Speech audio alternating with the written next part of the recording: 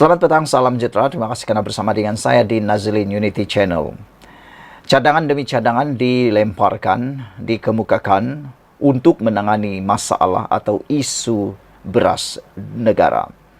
Namun demikian, ada satu cadangan ini yang paling menarik perhatian saya, yaitu apabila pemuda UMNO mensyorkan supaya hukuman penjara rotan ke atas pemanipulasi bekalan beras dilaksanakan. Saya fikir sudah tiba waktunya kerajaan mengambil inisiatif, mengambil tindakan paling drastik bagi menangani dan menyelesaikan masalah beras di Malaysia. Ini balik-balik asik-asik nak menyalahkan Anwar Ibrahim kerajaan. Tetapi sepatutnya isu ini harus diselesaikan bersama dengan kerajaan dan juga pembangkang. Pembangkang harus berhenti menyalahkan semata-mata Anwar Ibrahim. Mereka sepatutnya mula memberikan cadangan-cadangan yang bernas. Itu sebabnya perlu mereka membantu dari segi cadangan.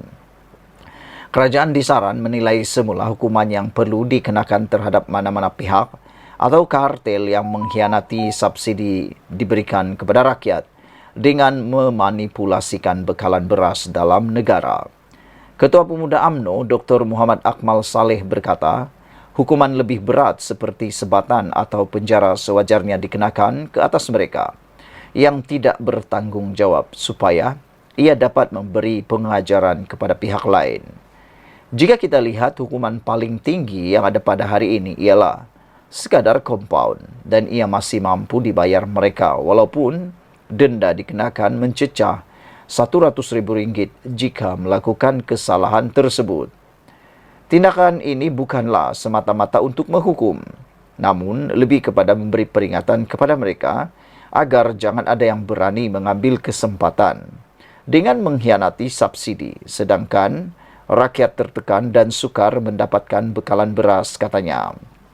Beliau berkata kepada pemberita selepas program pelepasan benih ikan dan udang galah di perairan Sungai Melaka, Kampung Gangsa dan Durian Tunggal hari ini yang turut dihadiri Timbalan Exco Kemajuan Desa Pertanian dan Keterjaminan Makanan Negeri Low Chi Leong. Dalam pada itu, Dr. Akmal yang juga Exco Kemajuan Desa Pertanian dan Keterjaminan Makanan Negeri berkata, Melaka telah mendapat tambahan sebanyak 300 tan metrik beras tempatan dan baki 200 tan metrik akan diterima selewat-lewatnya pada minggu hadapan. Beliau berkata, pada minggu ini juga bekalan beras tempatan akan dijual di Kompleks Jawatan Kuasa Pembangunan dan Penyelarasan Dewan Undangan Negeri Japuirun selain pasaraya dan kedai runcit di negeri bagi memudahkan rakyat mendapatkan bekalan. Tiada pembelian panik berlaku di Melaka kerana kalau kita lihat, bekalan beras tempatan pun sukar didapati. Cuma saya minta rakyat Melaka tidak membeli beras dalam kuantiti banyak. Dan saya rasa 10 kilogram itu cukup untuk menampung dalam tempoh seminggu. Selain memberi peluang kepada orang lain untuk membeli sama, kata beliau lagi. Secara pribadi saya setuju dengan apa yang dicadangkan oleh pemuda UMNO ini, yaitu laksanakan hukuman yang lebih ketat, yang lebih berat kepada pemanipulasi bekalan beras. Kerana kalau sekadar peringatan dengan hukuman uang tunai seperti itu, mereka boleh bayar. Itu seperti di hujung jari mereka petik begitu saja dan lebih lagi hanya dicela-cela gigi. Sekian dulu untuk kali ini. Jangan lupa tinggalkan komen Anda, tekan butang subscribe. Kita jumpa lagi. Bye-bye. Selamat petang, salam sejahtera. Terima kasih karena bersama dengan saya di Nazilin Unity Channel. Muhyiddin guna aset kerajaan. Ini isu tajuk dipetik daripada BH Online. Satu isu yang luar biasa. Saudara-saudara sekalian, aset-aset kerajaan tidak boleh digunakan sembarangan oleh sesiapa pun. Kerana ia bukan milik seseorang, tetapi milik kerajaan. Tapi apa ceritanya sehingga Ahmad Maslan mengatakan Muhyiddin guna aset kerajaan? Sebelum kita teruskan isu kali ini, jangan lupa tinggalkan komen Anda, tekan butang subscribe. Saudara-saudara sekalian, tekan butang subscribe itu percuma. Timbalan Menteri Kewangan 1, Datuk Seri Ahmad Maslan yang terbabit dalam kempen pilihan raya PRK Dewan Undangan Negeri Dun Pelanggai meminta pemimpin Perikatan Nasional PN cermin dulu diri sendiri kerana mereka turut menggunakan aset kerajaan. Menjawab gesaan Timbalan Presiden PAS Datuk Seri Tuan Ibrahim Tuan Man yang mahu Suruhanjaya Pilihan Raya SPR memantau proses perjalanan kempen kerana ada parti politik didakwanya menggunakan jentera kerajaan. Beliau berkata pengerusi PN Tan Sri Muhyiddin Yassin merangkap bekas Perdana Menteri turut didakwa menggunakan aset kerajaan sewaktu berkempen. Beliau berkata, terlihat kenderaan yang membawa Muhyiddin bersama pengiring di rancangan Felda di Dun Pelanggai. Malam itu, semasa saya makan di Felda Kemahal, tiba-tiba lalu kenderaan membawa Muhyiddin dan pengiring. Ketika saya mahu bersembayang di Isyak, sembayang Isyak di sebuah masjid, kata Ahmad Maslan. Itu aset kenderaan dinaiki Muhyiddin dan pengiring. Siapa ya? Aset Muhyiddin agaknya ya. Saya sedang menjawab secara sinis. Dia Muhyiddin, bekas Perdana Menteri. Ada bodyguard, pengawal peribadi. Dia ada rider, pengiring. Dan dia ada naik kereta kerajaan. Saya nampak Tan Sri Muhyiddin Yassin lalu betul-betul semasa saya tengah makan di sebuah kedai dekat Felda Kemahal pada malam itu, kata beliau lagi. Aset Muhyiddin ketu, aset kerajaan, kata Ahmad Maslan. Maka saya menjawab dengan sendiri tuduhan Tuan Ibrahim Tuan Man. Walhal dia Muhyiddin boleh saja datang guna kenderaan sendiri kan, walaupun dia bekas Perdana Menteri, katanya. Beliau berkata demikian kepada pemberita ketika ditemui di bilik gerakan Kampung Lembah Jaya di sini hari ini.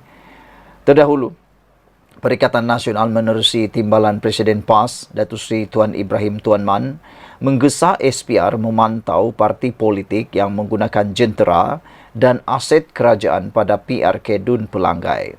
Dalam masa sama, Ahli Parlimen Kubang Krian itu juga mahu SPR memantau pengumuman dan pemberian insentif durian runtuh oleh kerajaan sama ada membabitkan kerajaan negeri maupun kerajaan persekutuan sepanjang kempen berlangsung. Tuan Ibrahim yang juga Ketua Pembangkang Dun Pahang menegaskan tata kelola itu jelas bertentangan dengan semangat perjuangan reformasi Perdana Menteri Datuk Seri Anwar Ibrahim selama 25 tahun, kata beliau lagi. Saudara-saudara sekalian, ini satu keputusan yang memang menarik perhatian kita semua. Apabila PN gesa SPRM siasat jentera aset kerajaan didakwa disalahguna dalam PRK Pelanggai. Namun demikian, Ahmad Maslan mendedahkan rahsia Muhyiddin yang mana menurut Ahmad Maslan, Muhyiddin juga menggunakan aset kerajaan. Sekian dulu untuk kali ini. Jangan lupa tinggalkan komen anda, tekan butang subscribe. Kita jumpa lagi. Bye-bye. Selamat petang, salam sejahtera. Terima kasih karena bersama dengan saya di Nazilin Unity Channel. Ini satu pendedahan paling luar biasa dipetik daripada Harapan Daily, yaitu 7 projek pembangunan RMK 12 berada dalam keadaan sakit di Kelantan. Kalau baru-baru ini ramai yang cuba mahu mempersoalkan kredibiliti Perdana Menteri Anwar Ibrahim dan mempersoalkan kemampuan kerajaan perpaduan di Putrajaya. Akhirnya ini pula pendedahan untuk Perikatan Nasional. Jabatan Pembangunan Negeri Kelantan, Unit Penyelarasan Pelaksanaan ICU, Jabatan Perdana Menteri JPM mengesan 7 projek pembangunan di bawah RMK 12, Rancangan Malaysia ke-12, dikategorikan sebagai projek sakit di negeri itu. Pengarah Jabatan Pembangunan Negeri Kelantan, Jasri Kasim berkata, 2 daripada projek itu ialah projek Lembangan Sungai Bersepadu PLSB Sungai Kelantan Fasa 1 yang didapati mengalami kelewatan 193 hari, manakala PLSB Sungai Golok pula mengalami kelewatan 177 hari. Sepatutnya PLSB di Sungai Kelantan sudah disiapkan sebanyak 98.1% pada bulan ini. Namun kemajuannya baru mencapai 92.7%. PLSB di Sungai Golok pula mengalami kelewatan kerana pelbagai masalah termasuk melibatkan isu pengambilan tanah. Katanya kepada pemberita selepas program sesi taklimat pembangunan Pejabat Pembangunan ICU JPM bersama media di sini pada Selasa. Beliau berkata projek naik taraf lapangan terbang Sultan Ismail Petra LTSIFP Pengkalan Cepa juga dikategorikan sebagai projek sakit setelah mengalami kelewatan 168 hari. Jasri berkata, projek sakit lain di Kelantan ialah penggantian jambatan Sungai Durian di Kuala Krai dan menaik taraf infrastruktur Hospital University Sains Malaysia HUSM Kampus Kesihatan di Kubang Krian. Pembinaan jambatan antara Kampung Pasir Era ke Pasir Kelang dan pembinaan Dewan Serbaguna di Sekolah Menengah Kebangsaan Cerang Ruku Pasir Putih turut mengalami kelewatan, katanya. Dalam pada itu, menurutnya, 101 projek di Kelantan yang diluluskan menerusi RMK 12 sudah siap sepenuhnya. Manakala 164 projek lagi dijangka akan bermula. Katanya, kesemua projek berkenaan adalah sebahagian daripada 447 projek pembangunan di Kelantan yang telah diluluskan pada RMK 12 dengan peruntukan lebih RM2.57 bilion, termasuk projek Lebuh Raya Lingkaran Tengah Utama LTU yang dulunya dikenali sebagai Central Spine Road CSR laluan Kota Bahru Gua Musang. Saudara-saudara sekalian, dengan pendedahan ini kita berharap supaya semua 12 ataupun 7 projek, maafkan saya bukan 12 tapi 7 projek pembangunan di bawah RMK 12 yang berada di Kelantan yang dikategorikan sebagai sakit ini dapat diselesaikan dengan segera bagi memberikan keadilan kepada rakyat dan memberikan kemajuan serta pembangunan kepada rakyat. Janganlah menyalak ke depan bukit sedangkan diri sendiri pun belum melakukan apa-apa yang terbaik. Sekian dulu untuk kali ini. Jangan lupa tinggalkan komen Anda, tekan butang subscribe. Kita jumpa lagi. Bye-bye. Selamat datang, salam sejahtera. Terima kasih kerana bersama dengan saya di Nazilin Unity Channel. Dipetik daripada sabudin.com. PAS patut calonkan Tun Mahathir tanding di Kemaman. PAS akhirnya menutup teka-teki mengenai Kemaman apabila memutuskan tidak akan mengemukakan rayuan terhadap keputusan Mahkamah Tinggi yang membatalkan kemenangan calonnya di kawasan tersebut. Dengan pengumuman mengenai perkara itu, Setiausaha Agung PAS Taqiyuddin Hassan berkata, pihaknya kini bersiap sedia untuk mengambil langkah selanjutnya berdasarkan ketetapan yang akan dibuat oleh Suruhanjaya Pilihan Raya atau SPR. Dengan tidak mengemukakan rayuan, ini bermakna suatu pilihan raya kecil atau PRK bagi Parlimen Kemaman terpaksa diadakan dalam waktu terdekat ini. Mengikut peraturan SPR, sebaik sesebuah kawasan parlimen atau Dewan Undangan Negeri diisytiharkan kosong, suatu PRK hendaklah diadakan dalam tempoh 60 hari. Pada PRU 15 tahun lalu, C. alias Hamid yang mewakili PAS menang besar di Kemaman dengan majoriti 27,179 undi dalam pertembungan 4 penjuru. Beliau mendapat 65,714 undi diikuti Ahmad Said yang juga bekas Menteri Besar Terengganu dari Barisan Nasional yang memperoleh 38,535 undi, diikuti calon Pakatan Harapan PH Hasuni Sudin 8,340 undi dan calon Pejuang Rosli Abdul Ghani 506 undi. Di atas kertas, keputusan PAS tidak mengemukakan rayuan dan ingin bertarung sekali lagi dalam PRK di Kemaman adalah kerana parti itu yakin mampu memenangi semula kawasan tersebut. Dengan majoriti lebih 27,000, adalah sukar untuk calon kerajaan perpaduan menggugat kemenangan tersebut. Waima jika dicampur undi PH dan BN sekalipun, ia masih jauh daripada mencukupi. Begitupun, oleh kerana kemenangan PAS di Kemaman dibatalkan disebabkan didapati wujudnya unsur rasuah ketika kempen PRU 15 lalu, mencalonkan semula C. Alias untuk bertanding semula dalam PRK akan datang, ternampak amat tidak kena sama sekali. Di gambaran umum, jika C. Alias dibenarkan bertanding semula, ia seolah-olah menampakkan PAS tidak serius untuk melawan rasuah dalam pilihan raya. PAS malah akan tampak lebih terpuji jika meletakkan calon lain yang benar-benar berwibawa dan tidak pernah terpalit dengan kes rasuah yang jelas. Dalam hal ini, sesuai dengan minat PAS sejak kebelakangan ini, begitu mengidolakan Tun Mahathir Mohamad, maka adalah lebih baik jika bekas Perdana Menteri 2 kali itu diberi penghormatan, diberikan atau diletakkan sebagai calon di Kemaman. Setidak-tidaknya dengan menjadikan Tun Mahathir calon di Kemaman, ada erti jugalah kekerapan Presiden PAS, Hadi Awang dan beberapa pemimpin tertinggi parti itu berkunjung ke kediaman beliau sejak kebelakangan ini.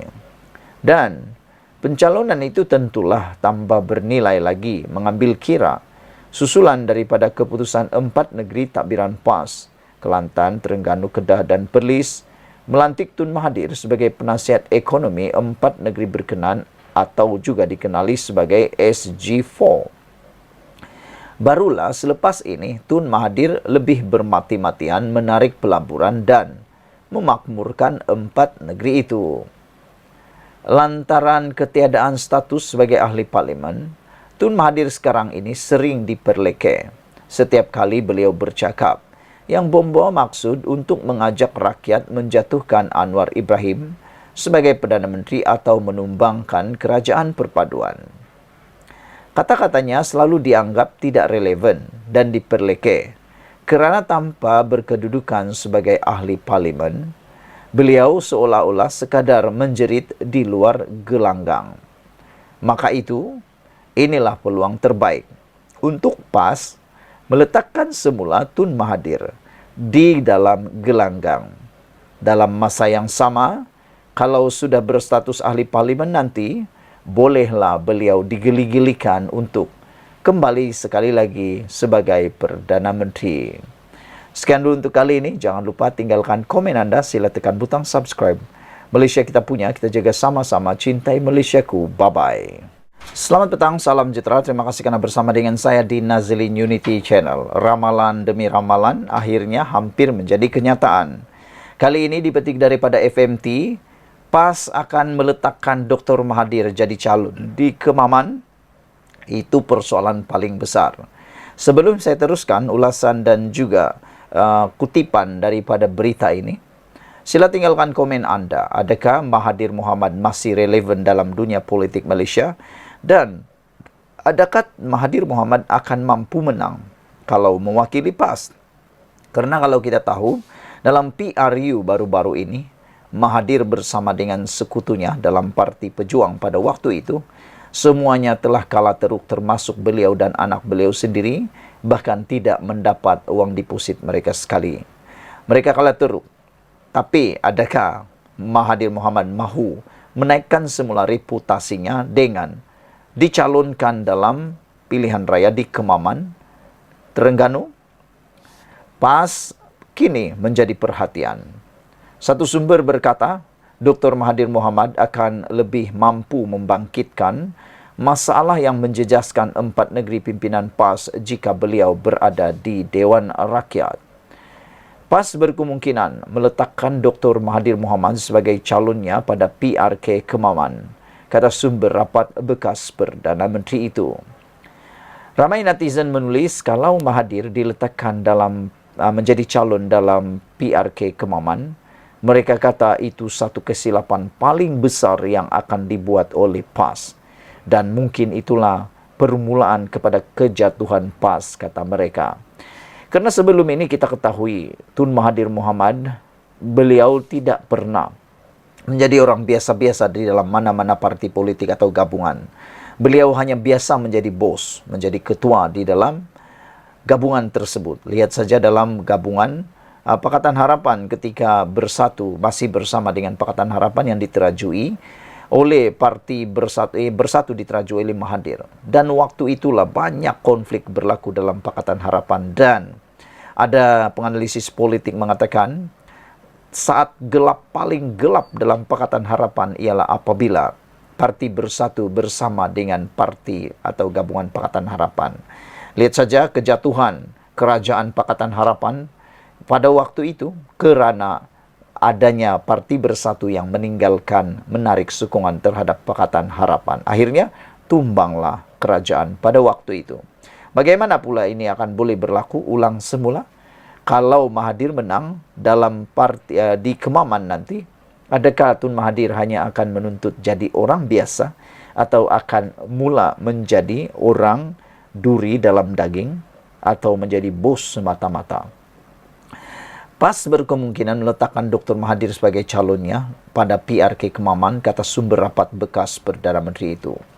Mahathir baru-baru ini dilantik sebagai penasihat tidak rasmi kepada 4 kerajaan negeri pimpinan PAS, dan sumber itu memberitahu FMT bahawa kehadirannya di Dewan Rakyat akan membolehkan ahli politik veteran itu membangkitkan isu negeri dengan lebih baik. Ada juga netizen, ada juga penganalisis politik mengatakan bahawa sebenarnya siapa yang pakai siapa, siapa guna siapa, dan siapa yang dipergunakan oleh siapa. Adakah PAS yang mempergunakan Mahathir ataupun Mahathir yang mempergunakan PAS? Sila tinggalkan komen anda dalam ruangan komen untuk isu tersebut, persoalan tersebut. Sumber itu juga berkata, jika bekas ahli Parlimen Langkawi itu kembali ke Dewan Rakyat, ia akan memberinya peluang untuk berkhidmat sebagai semak dan imbang yang lebih berkesan terhadap kerajaan perpaduan yang telah menjadi pengkritik hebatnya sejak ia mengambil alih Putrajaya November lalu. Pada pendapat saya, Mahathir tidak akan dapat menjalankan tugas sebagai semak dan imbang kerana dikuatiri sejauh mana keupayaan Tun Mahathir Mohamad menghadiri kelas parlimen itu. Kita anggaplah itu sebagai sebuah kelas. Bagaimana Mahathir dapat menghadiri setiap waktu mesyuarat parlimen itu dengan keuzuran tubuh beliau yang sudah lanjut usia?